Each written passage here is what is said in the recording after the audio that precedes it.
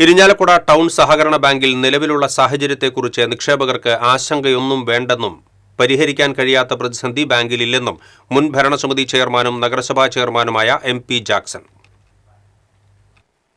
ഇരിങ്ങാലക്കുടയിൽ മാധ്യമപ്രവർത്തകരോട് സംസാരിക്കുകയായിരുന്നു MP Jackson. 390 കോടി രൂപ ബാങ്കിന്റെ പക്കൽ സുരക്ഷിതമായുണ്ട്. കിട്ടാക്കടങ്ങൾ വേറെയും 442 കോടി മാത്രമാണ് കൊടുത്തു തീർക്കാനുള്ളത്. 165 കോടി രൂപ റിസർവായി വെച്ചിട്ടാണ് 50 കോടിയുടെ നഷ്ടം കാണിച്ചത്. 3 മാസത്തിനുള്ളിൽ നിക്ഷേപകർക്ക് 500 കോടി മടക്കി നൽകാൻ കഴിഞ്ഞതായും ജാക്സൺ പറഞ്ഞു. ഏകപക്ഷീയമായി ഭരണസമിതി പിരിച്ചുവിട്ട നടപടിയിൽ ഹൈക്കോടതി ഇടപെട്ടിട്ടുണ്ടെന്നും ഈ വിഷയത്തിൽ സംസ്ഥാന സർക്കാരും ഇതേ നിലപാട് സ്വീകരിച്ചിട്ടുണ്ടെന്നും അദ്ദേഹം അറിയിച്ചു. മറ്റു ബാങ്കുകളുമായുള്ള ലയനം നിയമപരമായി നടക്കില്ലെന്നും ഉയർന്ന ശമ്പളം പ്രതീക്ഷിക്കുന്ന ചില ജീവനക്കാരാണ് ലയനമെന്ന ആശയം പ്രചരിപ്പിക്കുന്നതെന്നും MP ജാക്സൺ പറഞ്ഞു. തന്റെയും സ്ഥാപനങ്ങളുടെയും പേരിൽ 2 കോടി രൂപ ബാങ്കിൽ നിക്ഷേപമുണ്ട്. പ്രശ്നമുണ്ടെങ്കിൽ തനിക്ക് പിൻവലിക്കാമായിരുന്നു. 3 സമരങ്ങൾ ബാങ്കിന് മുന്നിൽ നടത്തിയിട്ടും മികച്ച ഭൂരിപക്ഷത്തോടെ ജനങ്ങൾ തന്നെ നഗരസഭയിൽ അധികാരത്തിലേറ്റി. 1300 കോടി രൂപയുടെ നിക്ഷേപം ബാങ്കിലെത്തിയത് തന്നോടുള്ള വിശ്വാസം കൊണ്ടാണ്. 1 വർഷത്തെ അന്വേഷണത്തിന് ശേഷവും തന്റെ പേരിൽ ഒരു പിഴവും കണ്ടെത്താൻ കഴിഞ്ഞിട്ടില്ല.